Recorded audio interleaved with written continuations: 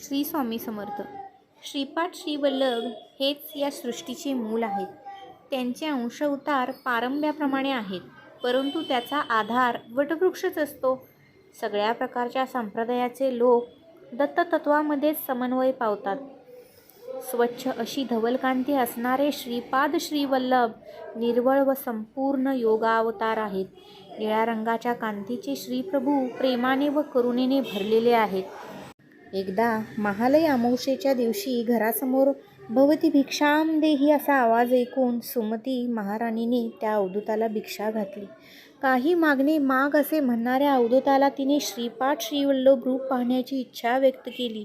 तेव्हा समोर 16 वर्ष वयाचा सुंदर बालयती प्रकट झाला व म्हणाला, आई, मीच श्रीपाद श्रीवल्लभ आहे.